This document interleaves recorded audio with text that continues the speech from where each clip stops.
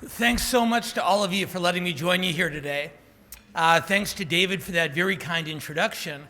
And David, no thanks at all for making me follow Allison Gingold, because that's really not fair at all. I know we're all going to have the chance over the course of the afternoon to congratulate her individually, but one more time together as a group, let's congratulate our friend Allison for the wonderful work she has done on behalf of our community.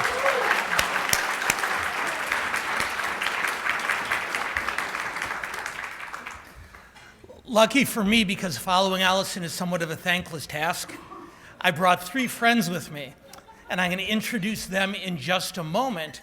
And what we'll do briefly before you head across to talk to our legislators and their advisors, is we're going to have a short discussion about how our community has worked and can work with other communities here in California. Some of you may have seen the ADL report that came out yesterday. The Anti-Defamation League reported that just in the state of California, in the calendar year 2022, just in the state of California, there were more than 500 anti-Semitic acts reported. Acts of assault, acts of vandalism, acts of harassment. That is more than a 40% increase over the previous year. And the worst part is, I don't think that data teaches us anything that we didn't already know. It reinforces what we feel and what we sense and what we see every day. And the most difficult part of the challenge for us is knowing that it is only 2% of the population, how great the scope of our challenge is. So how do we meet a challenge like that? We make friends. And we stand with other communities that have faced similar challenges and similar obstacles in the past, and we move forward together. One of the best things that JPAC does is it helps us remember to reach out to other minority and marginalized communities. But nobody does that work better than our representatives in the Legislative Jewish Caucus. And under Mark Levin and under Ben Allen, under Scott Wiener, and under my former student, Jesse Gabriel, our caucus has done a phenomenal job of forging and strengthening relationships with other identity-based caucuses here in Sacramento. And today we're fortunate to have not just one, but 3 of our most stalwart friends and allies here to talk with us about the importance of working together, not just as one community, but as a team, as a group, to take on these collective challenges, these collective obstacles, and to push back against the hate that we all face. So in just a moment, I'm going to introduce each of our friends individually. But right now, can you please join me in welcoming Assemblymember Mia Bonta, Assemblymember Evan Lowe, and Senator Nancy Skinner to the stage. Would you all please join us? Looks like we're 2 for 3 for right now. Is that right, David? Okay. Okay. So, Assemblymember Mia Bonta was elected to serve in California's 18th district, all the way back in 2021. She's spent her career advocating for students and for working families, and has carried that work forward in an exemplary manner during her time in the California State Legislature.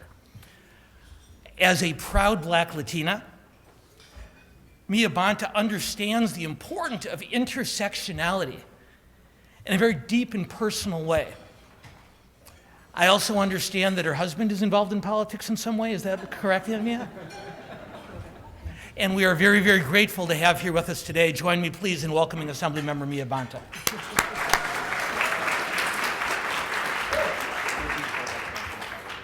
And I will tell you, it's a special privilege for me because I have been a fan, I've been an admirer of Assemblymember Evan Lowe for quite some time. He's served in the legislature since 2014, and when he was elected, he was the youngest Asian American legislator ever elected to the California State Assembly. He's the chair of the California Asian American and Pacific Islander Legislative Caucus, and a member of the California Legislative LGBTQ Caucus. In 2015, he launched the California Legislative Technology and Innovation Caucus. This is a busy man. But prior to serving in the legislature, he was also the first Asian American to serve on the Campbell City Council and was then the youngest LGBTQ mayor in the entire country, in the entire United States of America. So like Assemblymember Bonta, Evan Lowe understands the importance of building and forging and strengthening relationships between our communities. And we're so, so grateful to have both of them with us here today. Thank you so, so much.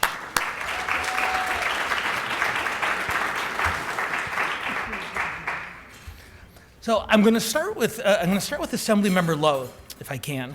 And Evan, what I'd like to ask you to begin the conversation is if you can explain to all of us, based on your own experience, why it's so important for our communities to work together. And I'm just going to add one quick twist to that question. There's differences between our communities. We have different goals, we have different priorities in a lot of ways. But given your career, I feel like you're uniquely qualified to explain to us why we need to put together those differences and concentrate on the common goals. And if you can, using the lens of your own biography as an example, give us some sense of why this is so important for us to embrace. Good afternoon. This is such a beautiful room.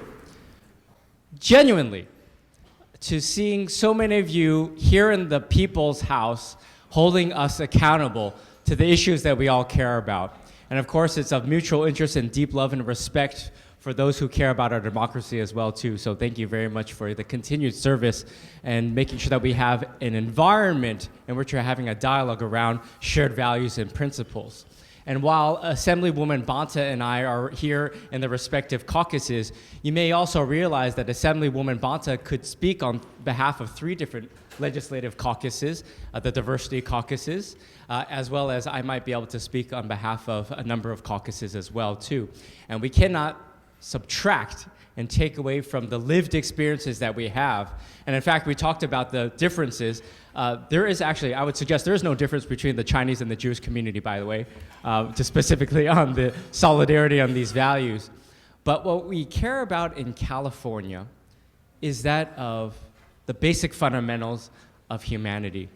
And I'll just share with you, our legislative caucus met with Governor Newsom yesterday on the pain that we are facing with respect to the Asian Pacific Islander community of what we're seeing in other states. Texas and Florida, Governor DeSantis just passed legislation prohibiting those who are Chinese nationals from owning property in the state of Florida.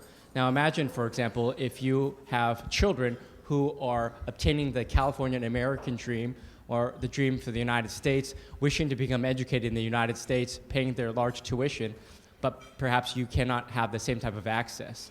But this furthers the anti-Asian rhetoric, specifically on the heels of saying this is the Kung flu and the Chinese virus. And we're seeing that of TikTok and the verbiage around that. In fact, there is legislation from Senator Tom Cotton, legislation in print that prohibits students coming from China getting educated in the United States. Now, singularly, we might say, okay, maybe perhaps there might be something to this, but in totality, this is very harmful for us to navigate. And so how do we then call it as we see it? And of course, if we said Chinese, we can enter blank.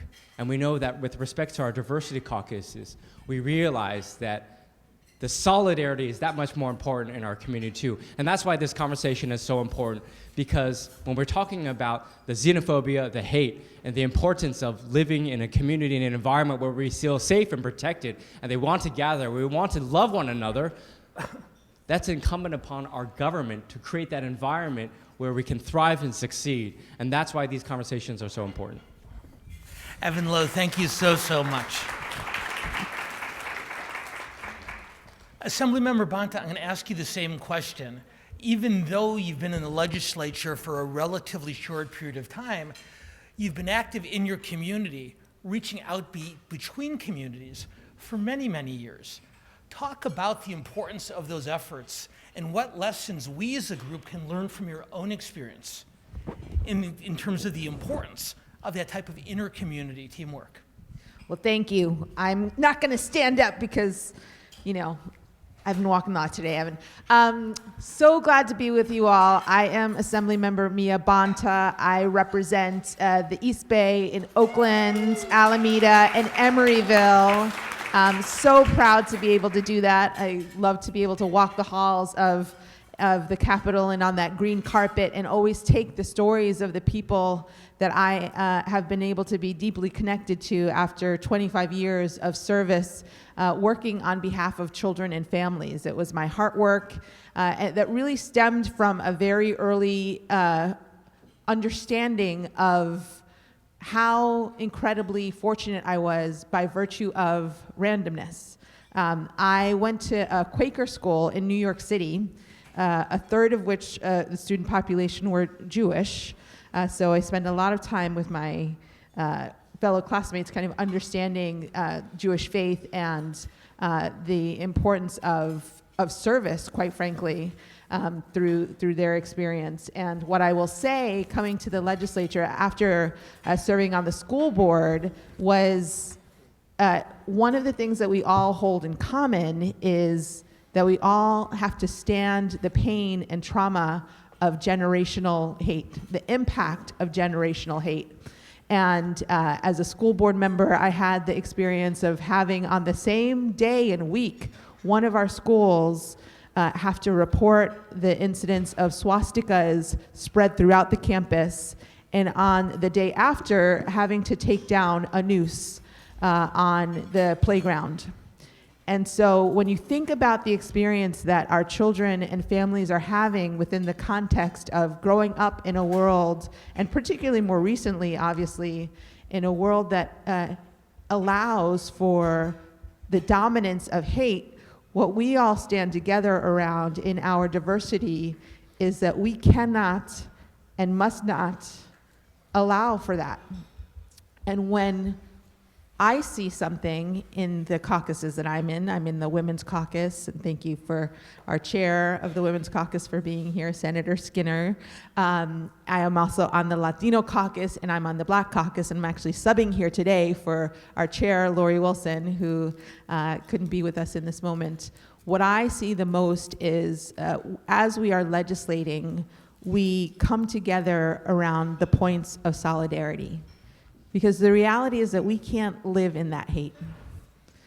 We know as cultures and as communities that if we were to only embrace that hate, it would seed such hurt in ourselves and in the generations to come that we wouldn't be able to stand for our collective democracy. And so what I see the most in our solidarity is that we cling to the hope of having a democracy that is thriving on our ability to have divergence, on our ability to speak to our need to be able to lift up everybody. And that is the commonality that I love to see when we're on the legislative floor, whether it's addressing a particular issue of hate or lifting up a particular community. And that is the beauty that we see. And quite frankly, where it comes to action is when we get to see it in the endorsements that we make. When we have solidarity across our caucuses, when we stand in solidarity around the kind of budget allocations and requests that we're making to support different communities, and when we're coming together, particularly around legislation. Because if you really think about it, if the diversity caucus were all to get together on any particular issue, we are unstoppable. We have the numbers, we have the power, we have the relationships, and we have the commonality around the biggest hopes that we hold for our communities. So I love it when we do that. Mia Bonta, thank you so much for those inspirational words. And I think you'd all agree with me that Assemblymember Bonta's last point was the most important one. Alone as a community, there are limits to what we can accomplish. When we work together with like-minded friends and allies like these, there are no limits to what we can accomplish. And there's no better example of that than our next guest, our next panelist. I have a prepared introduction, but instead of reading it, I will simply tell you that Nancy Skinner is worth the wait. Senator Nancy Skinner is a social justice advocate, a clean energy and a climate change trailblazer, an accomplished legislator. She was first elected to the state Senate in 2016 after 3 terms in the state Assembly. She currently serves as chair of the Senate's Budget and Fiscal Review Committee. And if you think that sounds important, it's even more important than it sounds, so be nice to her while she's here. But she's also the chair of the California Legislative Women's Caucus. And so when we talk about marginalized communities, we should be talking, of course, not about ethnic and racial communities, but of course the fight that women have led in the California State Legislature in California for equality. And what I will tell you is not only have my students at UC Berkeley fought to intern for Nancy Skinner every year for the last 13 years, the young women in my classes see her not just as a trailblazer, but a role model. And the fight that she fights every single day is going to benefit them when they take their place in the California State Legislature in the future. So Nancy Skinner, thank you for being with us today, and thank you for all you do. Thank you. Thank you for the very flattering introduction, and really pleased to be here with JPAC and also with my great colleagues, Assemblymember Evan Lowe, Assemblymember Mia Bonta. And I did not get to hear Assemblymember Lowe's comments, which I regret, but I want to echo, and I'm sure his comments reflected some of what our Assemblymember Bonta, but echo that our caucuses, which we've all come together and formed, we have, sort of merge and meet regularly as not all the members, but rather the chairs as the diversity caucus. We have been at the forefront of fighting for the things in the budget, for example, the security grants that would provide the funding to our places of worship and other places, including synagogues, and other places that we have seen increased hate attacks and violence. And of course, we saw it in the AAPI community when, in the same year that we saw this terrible increase in anti-Semitism and anti-Semitic attacks, we saw a horrible increase in hate on our Asian community. And so we all came together and fought for those, and fought for additional funding to the Attorney General's office for hate crime enforcement, and lots of arenas there that we have come together on. So I wanted to thank also JPAC for being one of the very strong advocates to bring to our attention the need for that. So, and we responded, and I was thankful to be budget chair and to be in the position of being able to help with that response.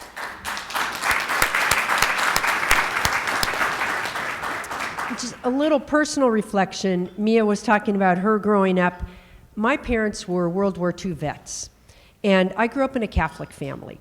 And I will say that amongst my friends that were, in Catholicism, there was not always the most, there was anti-Semitism. But in my family, and not, that they were so special, but the fact that my parents were World War II vets and were based in Europe at the point of armistice, they talked very openly about the horrors that they saw and who they saw who had been released from the camps, the Jews that were, those few survivors. And I went to Catholic school, and the nuns that we had in my grammar school, there were a number of German nuns who all had also experienced it and had fled Germany as a result, and who talked about it openly and talked to us about that the problem of groupthink, the problem of do not just follow.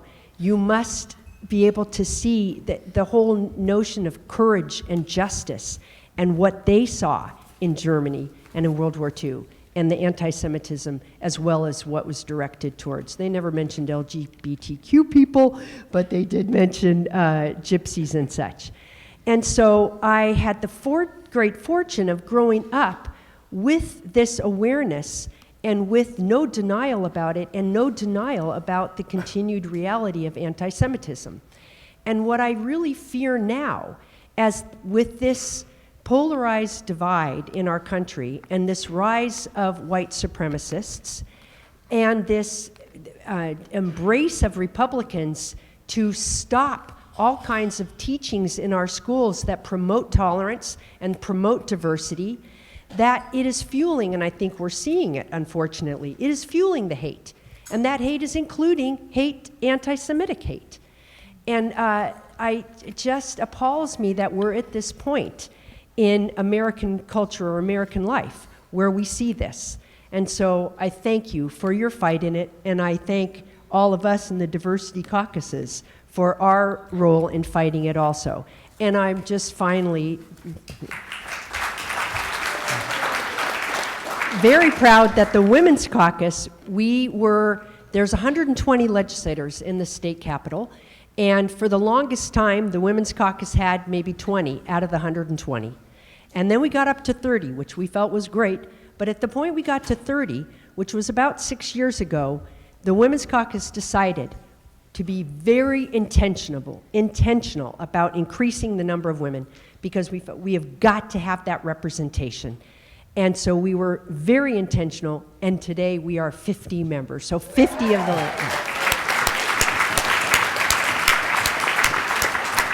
So I'll leave it there and bring up other questions. Okay. So several important points from Senator Schnur, of course, but I think one in particular that's important for us all to carry forward, not just this afternoon, but going forward after we leave Sacramento and return to our own homes and communities. Senator, if I understand you right, what you're essentially saying is most haters aren't very specific. Most haters don't say, I hate this particular group but no other. Right. Most haters, they hate people not like them across the board. And we're all targets of that hate, even as Evan Lowe mentioned earlier, even if different communities face that hate in a more visible way at different times. And Assemblymember Lowe, I'm hoping I can come back to you, because I worked in the Capitol a long time ago, even before Senator Schnur got here. I've been here almost as long as Cliff Berg has, which is saying quite a bit. And I remember when the caucuses didn't work together all that closely. And I'm wondering if you could talk a little bit from the standpoint of both the Asian American Pacific Islander Legislative Caucus, but also the LGBTQ caucus, about how we can work together, how we do work together in Sacramento now, and what the product of that cooperation is. Thank you, Dan. I would be disingenuous in lying to you if I didn't tell you that the work that we do is easy. While we have just given opening statements about this kumbaya, the fact of the matter that there are some stark realities that also exist in a democracy with limited resources, and also oftentimes different values and beliefs. For example, in the Asian Pacific Islander community, this is an aspirational term. And when we think about that notion of model minority that Asian Pacific Islanders do very well, and when you think about, let's say, for example, populations in the University of California systems, overrepresentation of Asian Pacific Islanders in totality. But when you disaggregate the data and you best determine maybe Chinese, Korean, Japanese do well, but Hmong, Laotian, Thai, Vietnamese, and others don't do as well, that there are unique disparities that exist. And how do you rectify that? And just like any community, we have challenges to address some of these other issues, much less then talking to other communities as well about the importance of solidarity. And that is the moment in time in which we are, because of the work that we've done to be able to address some of the commonalities. It also provides us an opportunity to be vulnerable and have dialogue around some of the other challenges that exist too, but from a place of understanding. And I think that's what's so important and missing in the national dialogue, in which we don't have conversations about differences without demonizing the other side, but rather we talk about it from a place of great empathy and shared values. And what are these shared values of true equality and the basic fundamentals of the dignity of human life? And that's what occurs building off of this. But it was not easy. And when we're talking about these policies, that's on the policy front, but on the political front, you can imagine, in fact, we were just, Assemblywoman Bonta and I were just talking about that, in which, is this a Latino seat, an Asian Pacific Islander seat, or the LGBT seat? And that becomes a little bit challenging as well, too. But we hope to do so with great understanding, and of course, naturally, we need to go in a certain direction accordingly. If I could, you don't want to, if I could just add to that quickly, I think I really liked, Evan, your point that this distinction, because of this AAPI community, it is a very diverse community. And the existence of our caucuses, as much as, yes, we did the kumbaya, and we do work well together, all of us have gained by virtue of the existence of the caucuses, because those of us who may not have appreciated those distinctions and may not have appreciated that there's a big lack of homogeneity between all of the folks that are in the quote AAPI community, right? We also, until the Jewish caucus formed, there was, while again, it wasn't like everyone was just head in the sand about anti-Semitism, but a lot of the issues, I mean, even before the Jewish caucus existed, we did have the Holocaust Remembrance Day. But now that the Jewish caucus is as strong as it is, they're bringing to all of us, they're bringing much more attention to things that they're educating us. So, for example, the Jewish caucus, as we in the Women's Caucus have been fighting against this assault on women's rights and it's hatred towards women. The the successful bans on abortion and such. It is hate towards women. In the same way it is hate towards our trans people and LGBTQ people to criminalize the gender-affirming care. But the the Jewish caucus brought to our attention that within the Torah and within the Jewish tradition, the life of the mother was the primary, and when the anti-abortion forces talk about that religion, that God is the reason that we have to be so pro-abortion, the Jewish caucus pointed out, our religion is not what our religion teaches. And so we are getting a great education by virtue of the existence of our caucuses and expanding our ability to really be champions for the kind of diversity and the kind of anti-hate that we all need to be. And I think many of us have heard our own Jesse Gabriel talk a lot about how often when he meets a new legislator, he can be the first Jewish person they've ever met. And so the opportunity for the type of mutual education that Senator Schnur talks about is yet another benefit that comes from these alliances and these friendships, whether they're in the California State Legislature or in our own communities. Assemblymember Lowe makes a terrific point, such an important point. Imagine how offended we get. I know how offended I get when someone says, "Oh, I know what Jews think about this." I said, well, yeah, if you only knew. But, to be perfectly honest, think of how often we leap to those same conclusions about other communities also, without recognizing the types of diversities that Assemblymember Lowe and Senator Schnur are talking about. I want to come back to Assemblymember Bonta and see if we can turn and look forward. We talk about the benefits of this type of cooperation, both in the legislature and our own communities. What do you see, Mia Bonta, is the opportunities going forward for us to work together with the other communities represented on the stage? I think our opportunity is our collective need. right? So we have issues that are so incredibly crippling in the state of California that we're all working really hard around, whether it's the homelessness crisis that we're facing, our need to be able to build housing at exponential rates that are just impossible to be able to counter, whether it's addressing some of the climate change issues that we're facing and leading in the state of California on climate change, or on and on, mental health crisis. There's not a dearth of issues for us to be able to focus in on and make sure that we are working collectively on. I think one of the opportunities is using the strength of the caucuses and the principle of stepping forward and stepping back. And when you're stepping back, it doesn't mean that you're disappearing, but in fact, you are flanking, you are supporting, and you are lifting up in your ability to be able to ensure that an issue gets addressed. I've been very involved in fighting, along with the Women's Caucus, for reproductive justice. I care deeply about the state of our education, and as mentioned, the way in which our education system is actually not set up right now to promote democracy. Let's face it.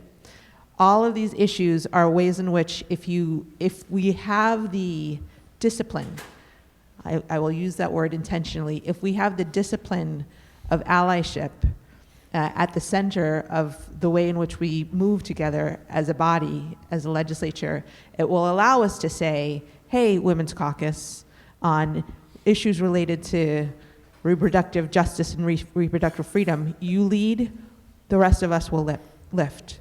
When it comes to talking about gender-affirming care, hey, LGBT Caucus, please, you lead, we have your back. And I will say an opportunity that is very much in front of us right now, as it relates to the Black Caucus, is California. It has had the first of its kind movement to create a reparations task force, an effort that was led by Dr. Shirley Weber and continued on by Assemblymember Joan Sawyer and Senator Bradford and the entirety of the Black Caucus. It resulted in a distribution of meetings that happened across the state to be able to better understand the impacts of slavery on the people of California more broadly, and specifically on African American and Black people in the state of California. And the DOJ actually just released the findings of that task force. There was a very, very contentious and heated debate about what ultimately needed to be the recommendations from that task force. And California is going to be sitting with a very critical decision. How do we respond as the first in the country in recognizing the impacts of slavery for Black and African American people in the state of California? So this will be both a test and an opportunity, because it's one thing to be in solidarity when you don't feel like you're losing anything. It's another thing to recognize when there are resources to be distributed and choices to be made about that, when you have to recognize the impacts of bigotry and of that slavery. How will we show up for each other? So I think we are on, I was binge watching Catherine and the Bridgerton story too much, but over the weekend. So I think we are about to experience a great experiment here in the state of California, because I say this, it was a phrase I have adopted: where goes California, so goes the nation. So I stand here with JPAC right now, and I say, how are we going to show up in this moment right now? I know historically, the Jewish community has been lockstep in issues around civil liberties, around civil rights movements, critical partners. And here we have our next opportunity. So I'm hopeful.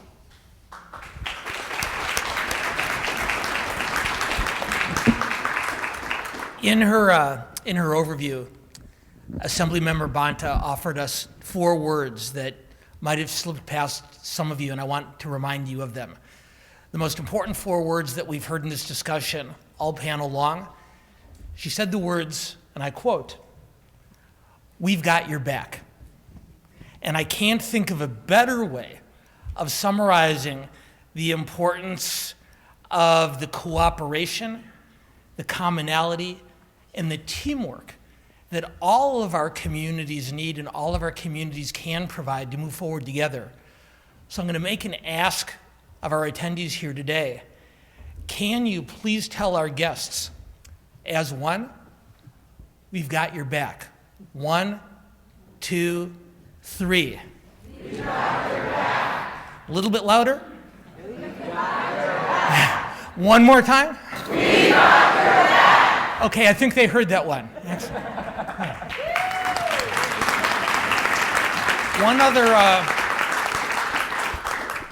One other question for our audience, for our groups gathered here today. For how many of you today is this your first Sacramento experience with JPAC? How many of you are coming for the first time? Wow! Give yourselves a round of applause.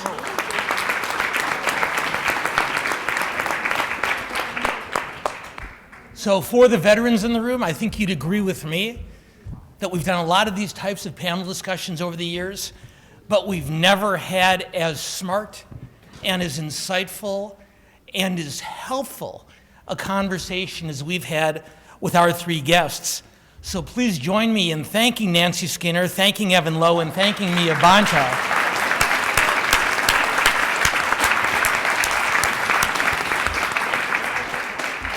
Not just for being here with us today, but for all the good work they do every day in the California State Legislature, not just for their own districts, not just for their own communities, but for all of us throughout the state of California. Thank you so, so much.